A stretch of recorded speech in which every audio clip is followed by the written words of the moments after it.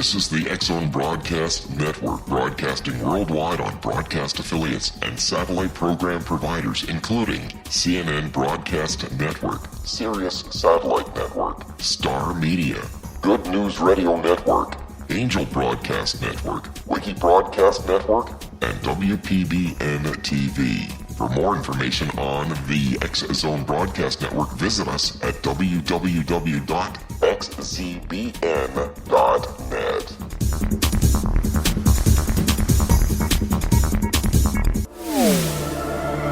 The X-Zone Radio Show with Rob McConnell is largely an opinion talk show. All opinions, comments, or statements of fact expressed by Rob McConnell's guests are strictly their own and are not to be construed as those of the X-Zone Radio Show or endorsed in any manner by Rob McConnell, REL-MAR McConnell Media Company, the X-Zone Broadcast Network, its affiliated networks, stations, employees, or advertisers.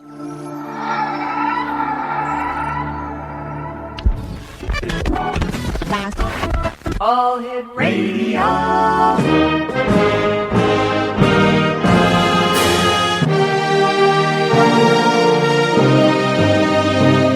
Welcome to the X-Zone, a place where fact is fiction and fiction is reality. Now, here's your host, Rob McConnell.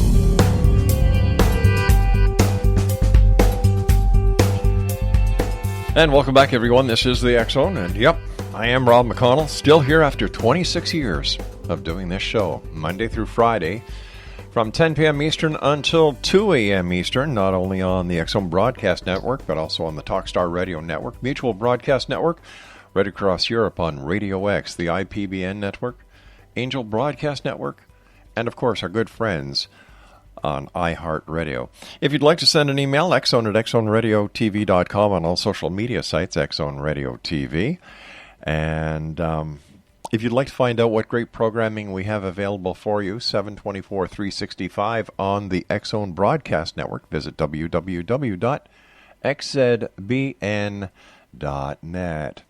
X-Zone Nation, my guest this hour is Debi Chestnut. And Debi has been able to see and speak to ghosts her whole life. A paranormal researcher for more than 25 years, Debi gives lectures and conducts workshops to help people better understand paranormal activity. Her books on the paranormal are Something Wicked, Stalking Shadows, How to Clear Your Home of Ghosts and Spirits, Is Your House Haunted, and Ghosts of Anchor Bay. She resides in the state of Michigan. And joining me now is Debi Chestnut. And Debi, welcome to the X-Zone. Great talking to you. Thank you for taking time out of your day to join us tonight. Well, thanks for having me. It's a pleasure to be here. How you doing tonight? You're the psychic, you tell me. I don't read the living. I just talk to the dead. Oh, well, boy, am I ever glad you can't read me then. That's the best news I've had in a long time. How did you, at what tender age did you first start seeing and speaking to the departed? As long as I can remember, my actual first memory, I think I was about 4 or 5, and I spent a lot of time at my great aunt's house, and no one ever used the second floor, but it was a great place to play if you were a little kid. There was all kinds of great stuff up there. Oh, yeah. And there was a spirit up there named Nathaniel, and he was the first one I remember, because our friendship went on for many, many years. And it was a really good first experience. With your experience with Nathaniel, I believe you said? Mm-hmm. Did he ever change in age, or did his age stay the same as you grew older? His age stayed the same as I grew older. Wow. And how did he happen to be on the other side at such a young age? He had been born mentally disabled, challenged, and he was born in the Victorian era. Mm-hmm. And back then they kept people with those disabilities either like up in an attic or away from the public. And his house had been torn down to make way for a gas station. And it was 3 houses away from my aunt's. And because the upstairs reminded him of where he'd been kept. Yeah. And no one ever went up there except for me. He was very comfortable being there. How long did the friendship last? My aunt died when I was 15, and my dad sold the house, and it ended. And then when I got married at 20, I think I was, 19 or 20, my dad sold us the house. And I remember walking in the house, and the first thing I did was run up to the second floor to see if Nathaniel was still there. And I walked actually into a big ghost bear hug, which kind of feels like walking into Jell-O. Right. And he was so happy to see me, and I was happy to see him.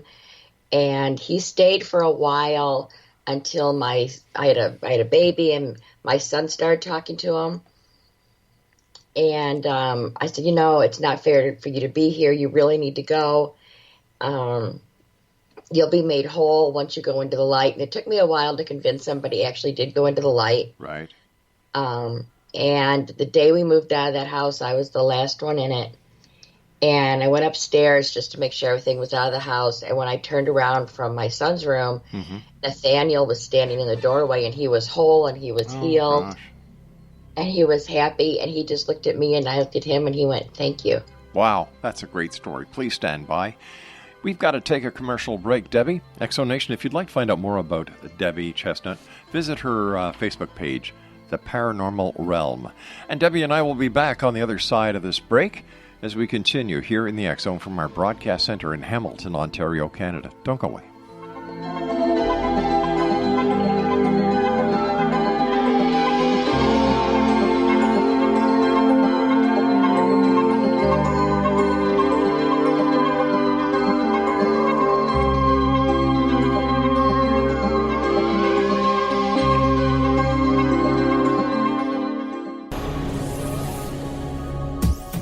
This is the X-Zone Broadcast Network, broadcasting worldwide on broadcast affiliates and satellite program providers, including CNN Broadcast Network, Sirius Satellite Network, Star Media, Good News Radio Network, Angel Broadcast Network, Wiki Broadcast Network, and WPBN TV. For more information on the X-Zone Broadcast Network, visit us at www.xzbn.net.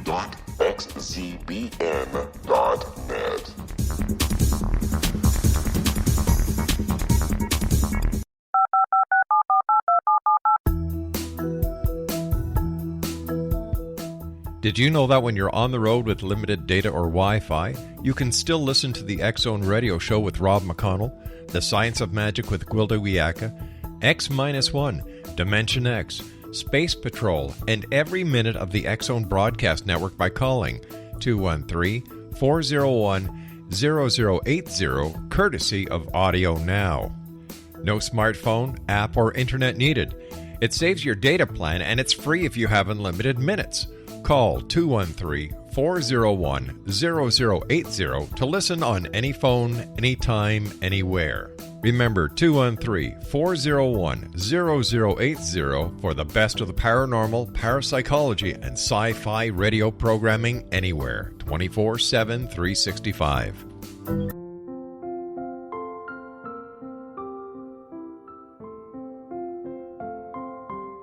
I am Dr. Carl O'Helvey, founder, president of a new cancer foundation focusing on evidence-based physical, mental, and spiritual interventions, including natural cancer cures, prayer, meditation, affirmations, nutrition, and other related holistic cancer prevention and cure modalities. These are used in cancer education, research, and financing care. I ask for your help to continue this important work by donating at www.holisticcancerfoundation.com.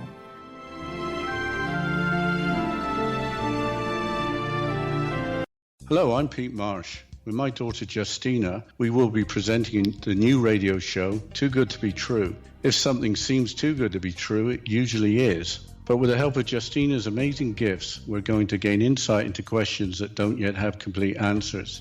Have you wondered who built Stonehenge and for what reason? Why are crop circles found in the same region as Stonehenge and elsewhere? Are crop circles a hoax, or are they created with technologies that we have little knowledge of? Who built the pyramids in Egypt and also in other countries? How and why were they built? Was the Titanic switched with the Britannic as part of a gigantic insurance fraud, or for more insidious reasons? What caused the Tunguska event when trees were flattened over an 800 square mile area in Siberia? Will the new insights be too good to be true? Well, that will depend on what you are prepared to believe. Please join us as we start on this journey together. For more information on Too Good to Be True, visit www.xzbn.net. Little children aren't the only ones afraid of the dark. Millions of soldiers return from war zones with PTSD, anger, frustration, fear, and loneliness, much of which surfaces during the darkness of the night. You have the chance to change the lives of these American heroes. Songs and Stories for Soldiers.us provides free MP3 players for these men and women. With a list of 3 million songs in 16 different styles, 100,000 audiobooks, and 30,000 old-time radio programs, every veteran can find something to soothe and comfort them at no cost. All our players contain an 8-hour audio program designed to help veterans fall asleep. With 1,500 plus vets now participating, it's our goal to deliver 10,000 audio players this year. Go to our website at songsandstoriesforsoldiers.us. Help us help a veteran make it through the night.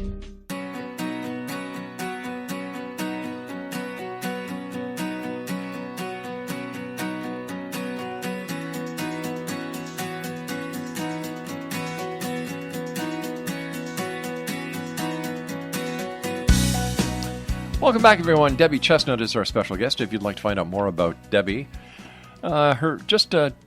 check her out on Facebook. The Facebook page is The Paranormal Realm. So here you had this experience with this young Nathaniel, and I was really happy to hear it had a happy ending. But is he still around? Is he still tied to this realm that we call reality? No, he crossed over. Oh, that's good. That's good. Yeah. Yeah, he had just popped back in to say thank you, and then he was gone. He hasn't been back. How did he first introduce himself to you? He just kind of showed up. He was very childlike, even though he was, adult size. Mm-hmm. He was just very childlike, and he just wanted to play. He wanted someone to talk to, and then when he discovered I could talk to him, I would spend so much time up there. I'd just play and I'd color and we'd talk, and my parents thought I had a really nice imaginary friend, and it was just easier to keep it that way. This is back in the very early 60s. Mm-hmm. So doing what I do normally would get you into a mental institution. So. Oh, come on. No, really. Really? I mean, yeah, really. I mean, if you do what I do, my parents, when they realized that I could really see them, they, thought I was schizophrenic, and I was drugged to psychologist after psychologist. And, I came real close to being institutionalized. My goodness. I'm glad you weren't, because what you and other people who do what you do are doing you're helping people who need help. Yes, that's how I look at it. I think it's a gift. It is. And I don't charge for my services because I think it just should be shared, and because it was given to me, I think I need to give it to other people. I think. Yeah. Why do you think, Debi, that little spirits like Nathaniel and older spirits just remain on this side? What are they afraid of? Sometimes they don't realize they're dead. Those are the most difficult, actually. Mm-hmm. Some have a message they want to give to someone. Some of them just don't want to leave. They were happy alive, and they just want to keep in contact with the living in some way.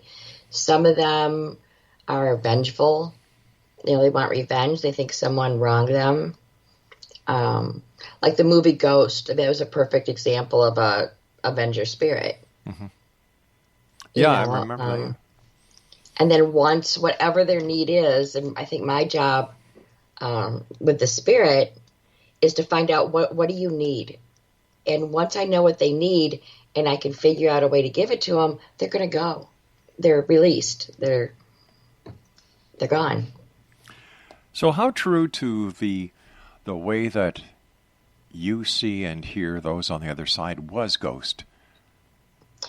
It was actually, in some ways, pretty accurate. I mean, people think like I'm one of those really touchy-feely people, but if I meet someone I don't know, if they approach me and say hi, I have to reach out and touch them because I've been tricked before. Wow.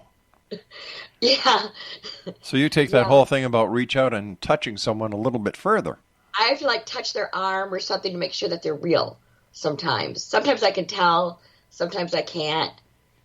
So, I mean, they've gotten me a couple times really well, and I just don't fall for that anymore because it's quite embarrassing. So when did you start, or why did you start ghost hunting? Actually, I started in college.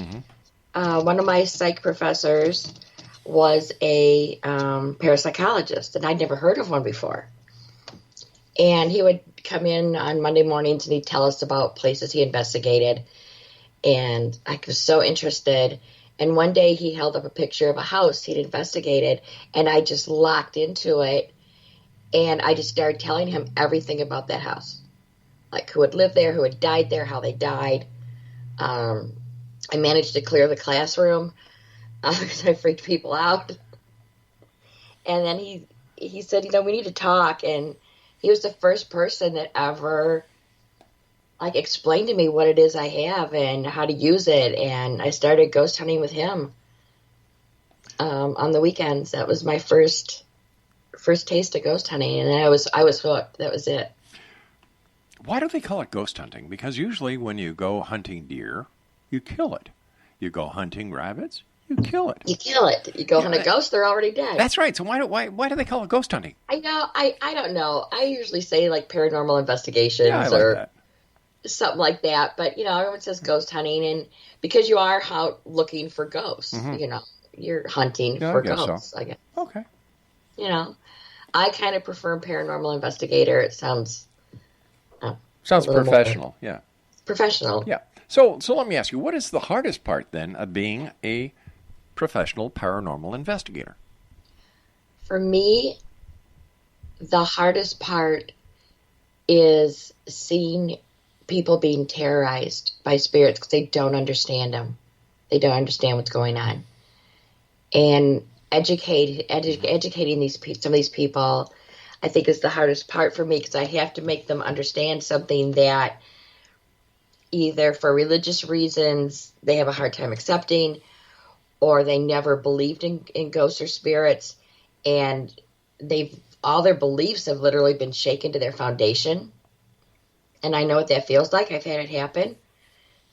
And it's just for me, that's the hardest part. Sometimes dealing with a violent spirit is difficult, only because I worry about the safety of my team.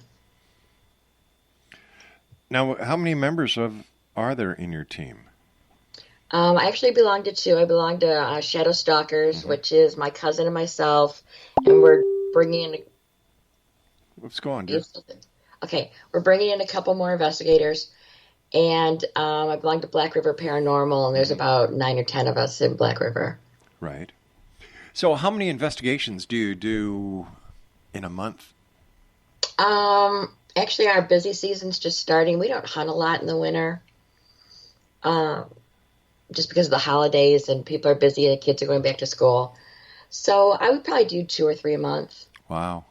I try to keep it, like at 2. Like right now I'm working on another book, so I'm not doing any till after June 1st because that's when the book is due. So do you do all of your investigations at night, or do you do day and night? I like to go during the day, like late afternoon, get the feel for the place, kind of see it in the daylight. Spirits, they don't care if it's day or night. If they're going to be there, they're going to do whatever they do day or night. So I like to go during the day, kind of talk to the people, walk around, get my base readings, that kind of thing. And then, we'll usually go out and get a light bite to eat. Then we'll come back and we'll start the investigation at night. In the meantime, we've got our equipment up. It's been running the whole time we've been gone. And, we do base readings again because things change at night. Your base readings are going to change a little bit. And I would imagine it's safer for you and your team to do it when you can see what you're up against as far as, the location. And I could never understand why ghost investigators or researchers would actually want to do it at night, since the ghost is going to be around. I actually prefer the night, not for any paranormal reasons, I just like the atmosphere at night. Everything's quieter. Yeah.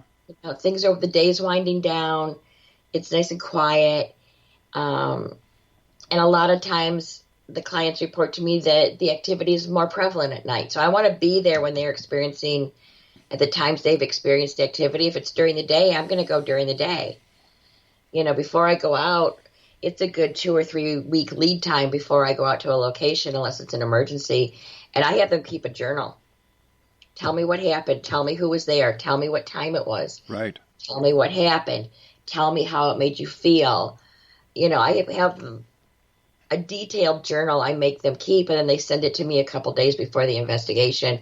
And that kind of determines what time we're going to go out there, because then I know what times the spirit is more active. Have you ever been scared during an investigation? Oh, scared to death. Well, let's not go that far. I have, in 30 years, there are 2 locations I have been chased out of. I've gone back, but I've been chased out of them at one point or another. Could you share them with us? The one was the house on the hill, better known as the Hathaway House. It was a big deserted, big mansion. It was huge. It was 6,000 square feet, 3 floors. 3,000 square feet was the addition someone had put on after the Hathaways had lived there. That was what I call the neutral zone. Spirits wouldn't go there. Right. So that told me that the spirits were there before 1905, because that's when the addition was put on. And a couple of spirits I figured out. One was the son of the original owner. One was his daughter. Then I went in the basement. And the basement in that house, the one room in this basement in that house, I had never felt anything like that. Absolutely never. What did it feel like? It felt like hell. Wow. Well, the freaky, they back up. The first time I walked into that house, I heard the spirit say, "Welcome home, we've been waiting for you." And I should have known then that I was in trouble, and I ignored it. And the basement, it was the only room with a dirt floor. It was long. It was very long, narrow. And because you walked in like at the back of the room, so toward the front of the room would have been the front of the house. And there was a hole in the wall that went under the front porch. And I walked in that room and I said, I have never felt anything. It felt dark. It felt heavy. My fight or flight instinct immediately kicked in. And I didn't know why, because I couldn't decipher the energy. Like, I couldn't get images. I couldn't zone in on it. So I started walking in further into this room toward this hole and in the wall, and something came at me. I couldn't even see it. It was just a wall of energy. Everything went bright red. Then it went black. Then it went white. Oh, my gosh. Like a split second, and I was out of there.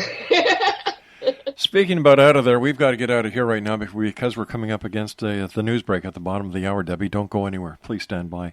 Exonation, Debi Chestnut is our special guest this hour. And you can find out more about Debbie and her cruise at let me see, the Paranormal Realm on Facebook. Gosh, she's got me scared. I'll be back on the other side of this break as we continue here in the X Zone from our broadcast center in Hamilton, Ontario, Canada. Don't go away.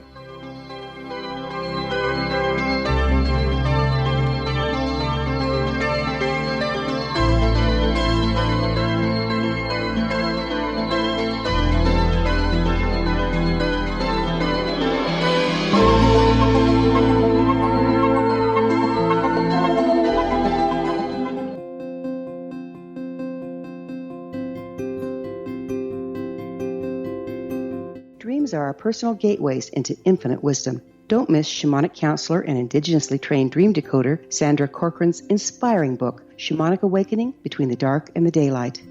This remarkable work chronicles Sandra's 35 years of experience with diverse wisdom keepers and her initiations throughout the Americas and across the British Isles, Turkey, Greece, and Egypt. Sandy's knowledge of symbology, psychology, and myth influence her dream blog and workshops.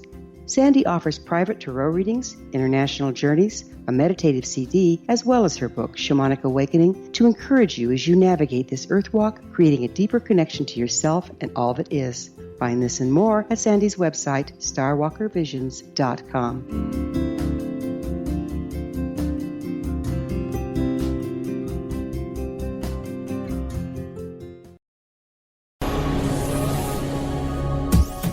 This is the X Zone Broadcast Network, broadcasting worldwide on broadcast affiliates and satellite program providers, including CNN Broadcast Network, Sirius Satellite Network, Star Media, Good News Radio Network, Angel Broadcast Network, Wiki Broadcast Network, and WPBN TV. For more information on the X Zone Broadcast Network, visit us at www.xzbn.net.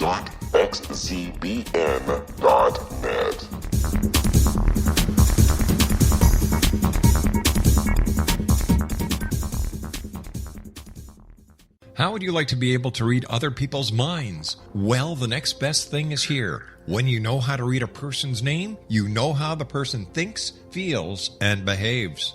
Each letter in our name holds a key to unlock our true essence. Our name contains both our gifts and challenges in this lifetime.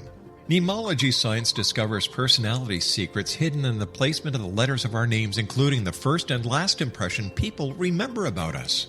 Sharon shows us how to interpret the arrangement of letters as outlined in her book, Know the Name, Know the Person.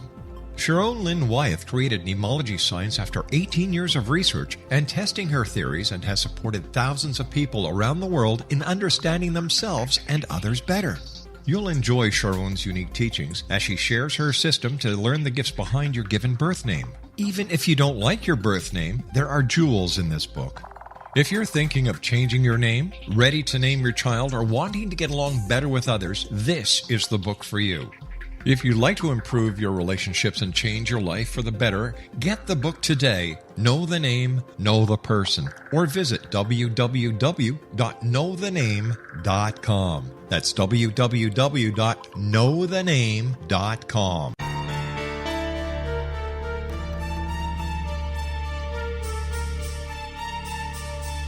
Hello, I'm Justina Marsh, and with my dad Pete, we are going to present a new show called Too Good to Be True. Together, we are aiming to discover more truths about this world and beyond. Do you have unanswered questions about the world?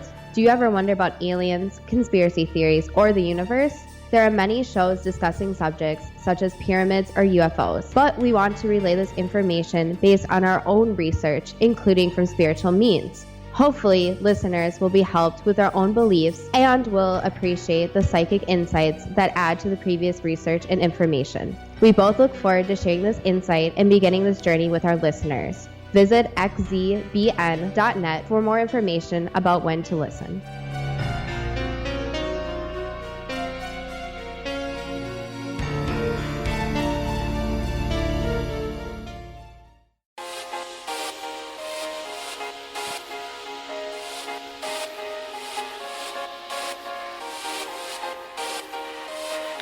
Debi Chestnut is our guest on Facebook. You can find her at The Paranormal Realm. Debbie, during the commercial break, you and I were talking about your 5-year encounter with this demonic entity. During those 5 years, did you ever find out who it was or why they were targeting you? I found out who it was. Only because I had a very good friend who happened to be a demonologist, and it showed itself to me at one point. What did it look like? I only saw it from what you would call the waist up, I guess. Right. The head was like a wolf. A huge wolf. Big teeth. It had hooves. I remember the front hooves. It was kind of like a gray, blackish color. It had like these horrible gold red eyes. And it scared the crap out of me. It was horrible. It was. Why did it target you? It targeted me. Well, I have to say, in all fairness, I have to be fair, it played fair. It gave me so many warnings and so many chances to walk away, and I didn't take it. What kind of chances or warnings were you given? When I first walked up to the house, before I even walked through the door, I heard like a big growl, like a Rottweiler or a huge dog. And I asked my friend who was with me if the people that own the house had a dog, and she said no, and we didn't see any anywhere around. That was warning number one. Warning number two was when it rushed at me in the basement, and I came back. I can't remember the other one. It gave me a lot of chances to walk away, and I didn't. And that's because demons have one rule that they have to abide by. What's that? They cannot enter your life unless they're invited. However, they take that rule literally. Like if you move into a house and there's a demonic entity in it, even if you don't know it's a demonic entity, if you think it's just a ghost and you don't leave the house, to them, you've accepted it into your life. That's how literal they are. I'm sorry. By me going back to the demonic, I had accepted it. So what did you and this demonic entity do for 5 years? I was really stupid. I kept going over there and poking with a stick to see what it did, how it would react, because you're one brave lady. I wanted to learn about it. You know, I'd never run into one. I wanted to know everything I could find out about it. And it would react. And then it started going after my friends. You know, I'd take someone not in the house, just drive them by the house and show them the house. I wouldn't take anyone in there. And a couple days later, they'd be in a car accident, or one of their family members would be in a serious car accident. Or just something would happen. Someone would get really sick. Or so I quit talking about the house. That was the demon isolating me. So by the time I realized what was going on, I was like a spider in its web. I had to fight my way out. How did you do that? First of all, I knew its name. Its name was Amon. He's a lower prince. He commands 30 legions of demons. Each legion is 10,000 demons. So approximately 300,000 demons he commands. I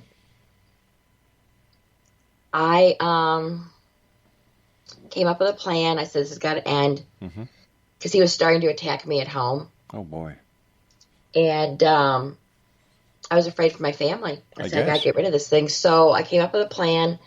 I drew on a lot of different belief systems and religions and came up with a ritual to get rid of him. And I was just about there. I was right in the middle of the ritual, and I stopped. And he looked at me, and I looked at him, and he said, why did you stop? I said, because if I get rid of you, I'm no better than you, and I'm way better than you. Now, if I had the chance, I would have gotten rid of him.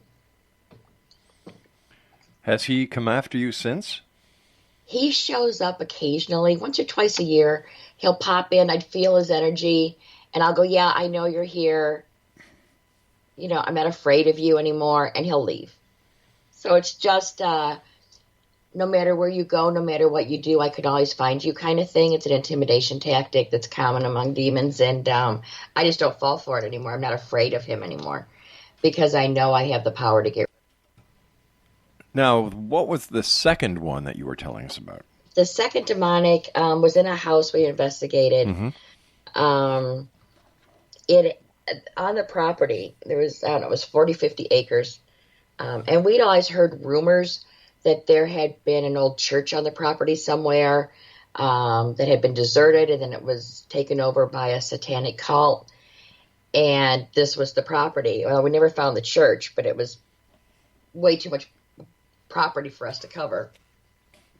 And it was in the house. It was bothering one of the teenage girls. And, you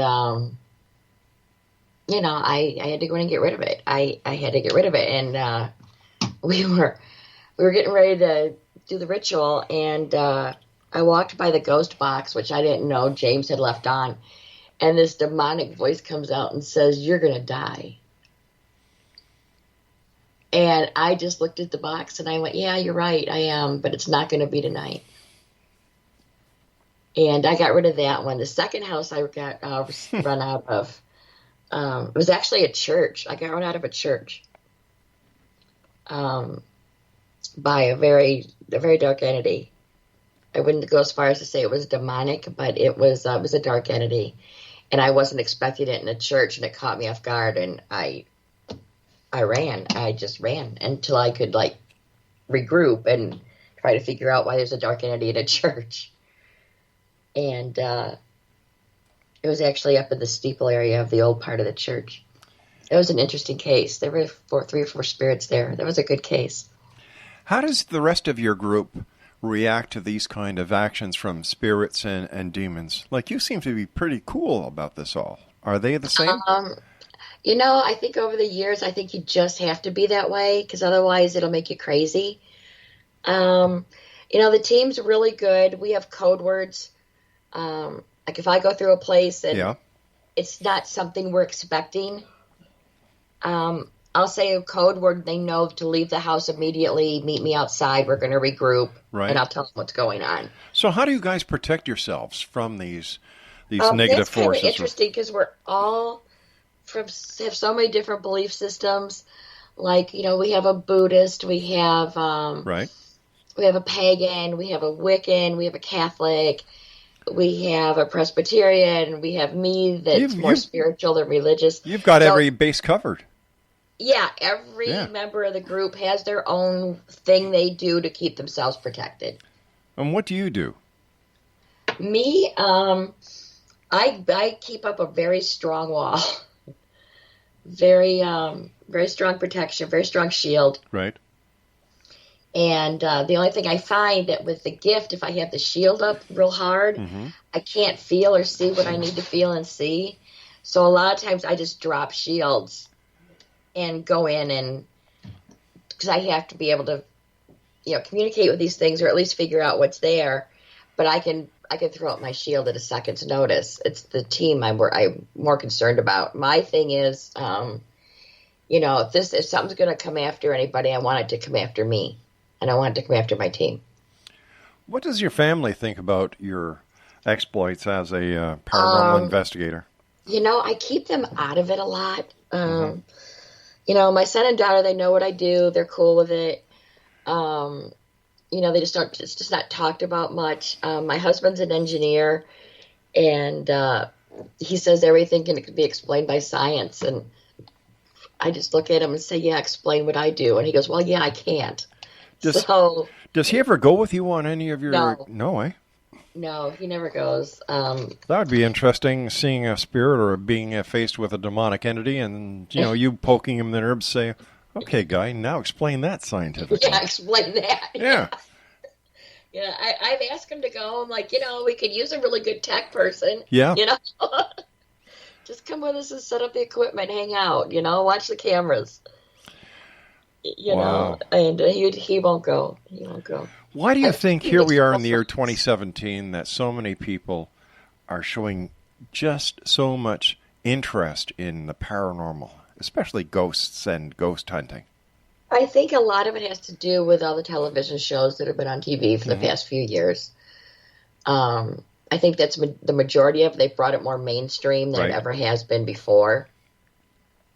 But as a professional, doing what you do all these years, do you find these television shows are an asset or a hindrance to a professional investigator like yourself? Sometimes, depending on the show, sometimes they're an asset because some of the shows really do educate people in some way about the spirits and ghosts. And in that way, it's good.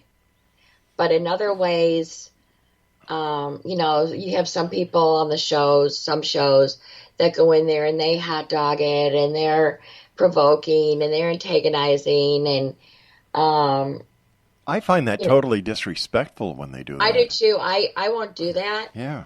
There's only been one spirit I provoked, but I did it for a very good reason. Well, not to mention the demon you provoked for 5 years. Well, yeah, that too, but... Man, you're a ballsy lady, I'll tell you. I am. Either that or I'm just really stupid. No. You're far from being stupid. You're far from being stupid. No, I do have a lot of guts. There's not that much that I could say scares me anymore. Wow. Not that I don't get scared, because I do. I still get scared sometimes. Mm-hmm. But, fear is the enemy. And with some types of spirits, if you show fear, they have you.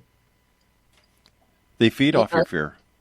Yeah, they feed on fear. It makes them more powerful. So I try to really hide the fear. My team's really good about hiding fear.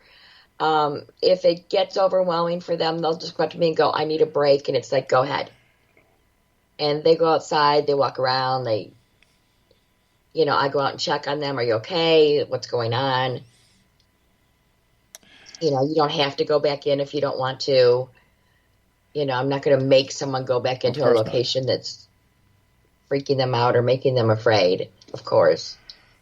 And, we're really good about that. We're real cognizant of others' needs. And, I have to say, though, I have we have a really good team of investigators, and there's not much that rattles them anymore. Sounds like you've got a great gang, and you and I have to take our final break. Please stand by, Debbie. Exonation, Debi Chestnut is our guest. Her Facebook page is The Paranormal Realm, and we're talking about ghost hauntings, things that go bump in the night, with one tough cookie here. And again, her name is Debi Chestnut. This is the X-Zone. I am Rob McConnell, and Debbie and I will be back on the other side of this break as we wrap up this hour from our broadcast center in Hamilton, Ontario, Canada. Don't go away.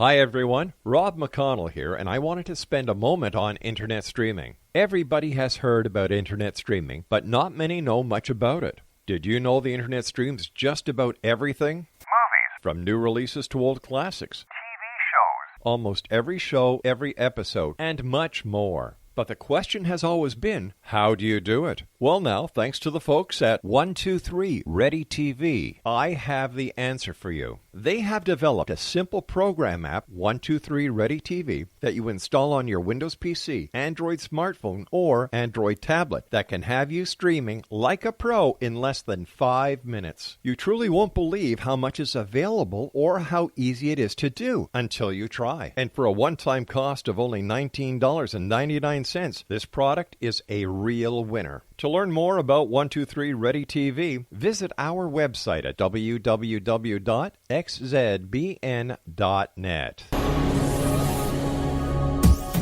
This is the X-Zone Broadcast Network, broadcasting worldwide on broadcast affiliates and satellite program providers, including CNN Broadcast Network, Sirius Satellite Network, Star Media, Good News Radio Network, Angel Broadcast Network, Wiki Broadcast Network, and WPBN TV. For more information on the X Zone Broadcast Network, visit us at www.xzbn.net.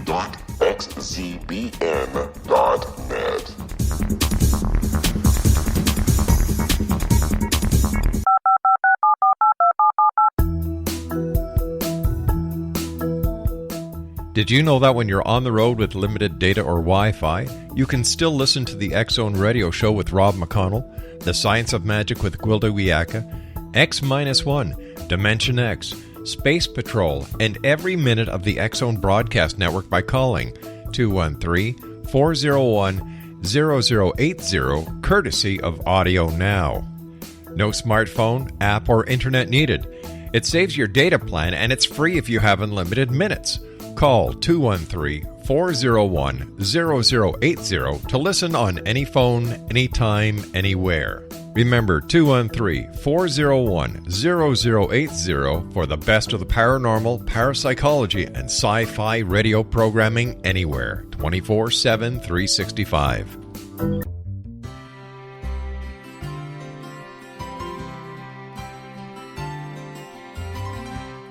True healing must address 4 levels: physical, emotional, mental, and spiritual, for us to live joyful and productive lives. We tend to treat 3 of the 4, leaving the spiritual languishing. If you're tired of the same dysfunctional patterns cropping up in your life, Soul Balancing is for you.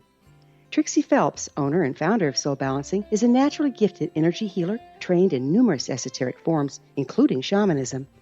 Trixie has created a powerful modality that safely and effectively clears your energetic field. A soul balancing session can remove interference, heal trauma, and restore your hope. Contact Trixie for a life-changing long-distance session today, www.soulbalancing.world.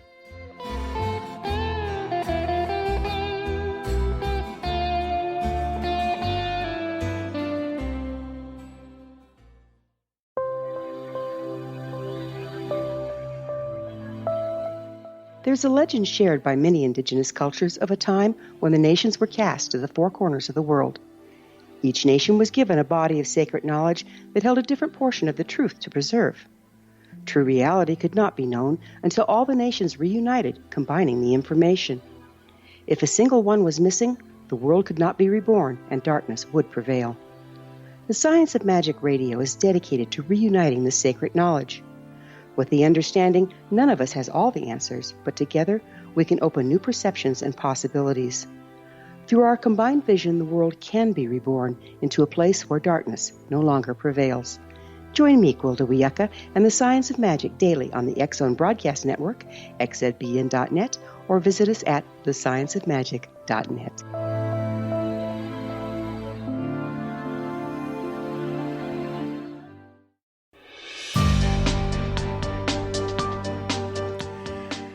All right, just imagine this, Exonation. You're a ghost researcher, paranormal investigator. You come across a demonic entity or a spirit. If that was me, I'd run. And I'd say to hell with it.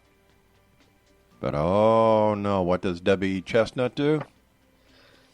This little pistol that we have on the show this hour, she provokes it for 5 years. Well, no, she banters with it for 5 years. That would be like watching The Exorcist for 5 years solid. Oh, come on. The Exorcist is one of the best comedies ever made. Yeah? Yeah. And you want to hear the worst part about that house? Yeah. Yeah. I have some of the bricks from when they tore it down. Why? Because I love that house. It has the energy in it. I can feel the energy of the house in it. Well, we know for a fact that the house that was shown in the film was that was supposed to be in Washington, I think, and the actual house is somewhere out in St. Louis. I think so. Yeah.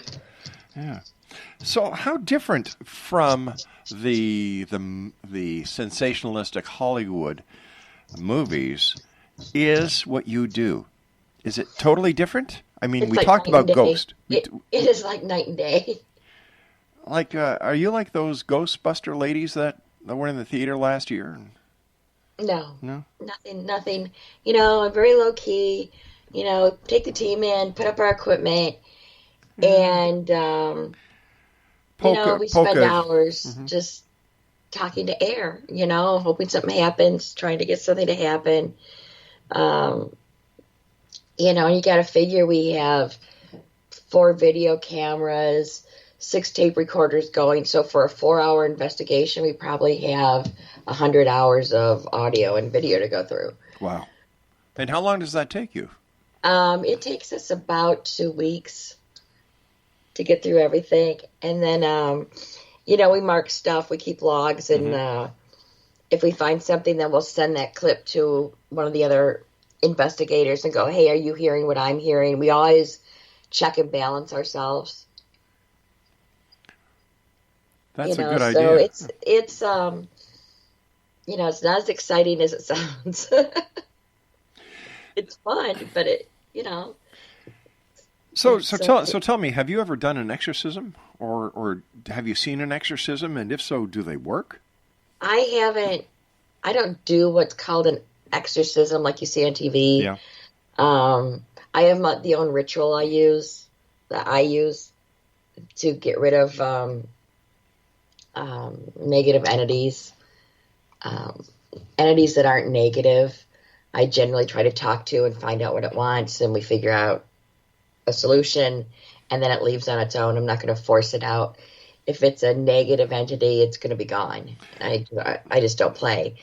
And, as far as the Catholic rites of exorcism, it's what everyone's most familiar with. Yeah, I think it can work. I think it can work. Why is it some people get possessed and other people don't? I think a lot depends on the personality makeup of the person. If they're a negative person, if they use drugs, if they abuse alcohol, if they have a lot of negative emotions themselves, like a violent temper, those kind of things are attractive to a demon. If they're a weak person, if they're, there's a lot of different things that can pull it in, and it's going to be a target. So it's going to pick a target. I hate it when they go after kids. You don't go after a little kid. Yeah. But a lot of times I find that there's something going on in the house that attracted it there in the first place. Is there anything that someone can do to protect their home against the negative entities? I'd recommend burning sage, or get a smudge stick and smudge your house. I do mine probably every other week. I smudge my house. I burn a lot of frankincense and myrrh incense. People can do that. I find that's very effective. Even when I do radio shows and I know what I'm going to be talking about, I still have the incense burning. Just be positive, be proactive.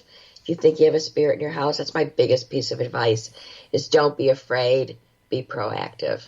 And if it's being violent and throwing people downstairs or scratching people, or, in some way you feel physically threatened, then you need to seek help. Don't try to handle it yourself. Does having a crucifix in your home or having holy water actually fight against evil? I don't know whether it fights against it. I think it can help, although, I've walked into houses that have been filled with religious paraphernalia, crosses, Bibles, bowls of salt, bowls of holy water, and I've seen crosses turn upside down. So, I think a lot of it has to do with the people that are there. And don't just have it out for show. Have it out because you really believe in it. Don't put it out because you're scared. If it's like anything, if you don't believe 100% in what you're doing, don't do it. And that's my philosophy for ghost hunting. And when I try to get rid of a spirit, if I don't believe 100% that I can get rid of that spirit, and I don't believe in what I'm doing, I might as well give up now, because it's not going to work. What kind of person makes the best paranormal investigator? What does that person have to have in them? I think what really makes a good investigator is a healthy dose of skepticism. You know, don't believe everything you see. Don't believe everything you hear. You know, really think about what's going on in that house. Look for natural causes, organic solutions. I can't tell you how many ghosts we've debunked because there were high EMFs in the house, because their circuit breaker box had problems. And whoa, wait a sec. How does that affect? Do people think they have ghosts in their house if there's too much? High EMFs? That's why you hear like a lot of ghosts are in basements. Everyone thinks their ghost is in the basement. That's where the fuse they box usually is. feel it by the washer and dryer. Well, normally by the washer and dryer is your circuit box. Yeah. And if the circuit box, there's something wrong with the circuit box, it's gonna emanate high electromagnetic fields. And science has proven that the high EMFs, has a profound effect on the human body. It can make you feel like you're being watched. It can make you paranoid. It can make you feel like you're being touched. A lot of the things that mimic what you would think would be a ghost, but it's really due to high EMF. So that's the first thing we check when we go into a house. We take our EMF readers and we head for the circuit box. How do people react to you when you come back up and say, listen, we found what the problem is. There's an electrical problem. Here's our EMF reader. Here's the reading. This is what's normal, and this is where you are. How do they react to that? Some people are very relieved, and some people are angry. No, there's a ghost here. I know there's a ghost here. You're wrong. So, we'll do the ghost hunt just to appease them. And then in the report I send them, I'll tell them, we did not find any ghost. There's no spirit there. You have an electrical problem. Please, please get a hold of a qualified licensed electrician, because it's very dangerous for you to have that in your house. There could be an electrical fire, etc. Exactly. So, I'm not going to get into a big confrontation with a client who's bound to determine there's a ghost there. Sure. How do you deal with skepticism in general? I just tell them, like, if they I have people come at me all the time and say, I don't believe in what you do, and I'm like, that's fine. You're entitled to your opinion, just like I'm entitled to my opinion, and I respect your beliefs. I just ask you to respect mine in return. What are your final thoughts for people listening tonight? What are the do's and what are the don'ts when it comes to being a paranormal investigator? Because I'm sure there's people out there tonight who, after hearing you talk, are saying, hey, this is something I'd like to do. Don't go in it for the wrong reasons. Go in it because you have a thirst for knowledge. You really want to find out what's going on. You really want to try to advance the field of paranormal research. You really want to find evidence. Don't go in it because it's fun. Don't go in it for entertainment. Don't go into it because you want to be scared. If you want to be scared, to go to a movie. Yeah, I don't know anybody who would actually take fun in, besides you, of course, taunting a demonic entity for 5 years. And I would also say, have a strong set of instincts. If something doesn't feel right, something's not right. Where can people take courses on becoming a paranormal investigator? The Bishop Long teaches a really good course online. I can't remember his website, but he's on Facebook. You find Bishop James Long. He's been on a lot of the paranormal shows.